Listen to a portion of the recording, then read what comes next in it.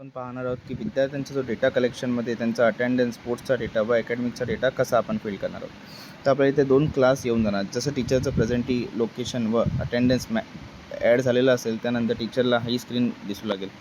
त्यानंतर त्यांना क्लास 5 वरती क्लिक करायचं आहे. त्यानंतर त्यांना अटेंडन्स, स्पोर्ट्स, अकॅडमिक यावरती ते क्लिक करू शकतात. अटेंडन्सवरती जाताच क्षणी त्यांना अशा प्रकारची काही विंडो ओपन होईल, ज्यामध्ये त्यांना विद्यार्थ्यांची लिस्ट आलेली असेल. तर विद्यार्थ्याचं अटेंडन्स घेण्यासाठी जेव्हा ते ॲड फेसवरती क्लिक करतील, तेव्हा त्यांचा बॅक कॅमेरा ओपन झालेला असेल. तशाच प्रकारे ते विद्यार्थ्याचा फोटो काढून त्याला सबमिट करू शकतात. अशा प्रकारे विद्यार्थ्याची अटेंडन्स लागून जाणार.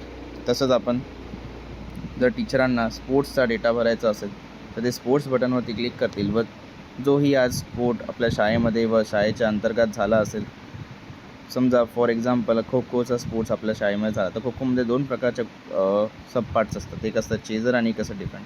तर जो मुलगा चेझरमध्ये चांगला आहे, तर त्या मुलग्याचं इथे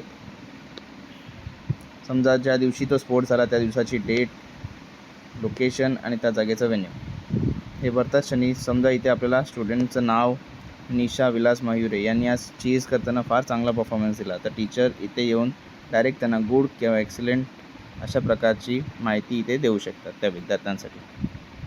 तर सेम अशाच प्रकारे आपलं जे अकॅडमिक्सचं मॉड्यूल आहे तेही अशाच प्रकारे चालणार आहे.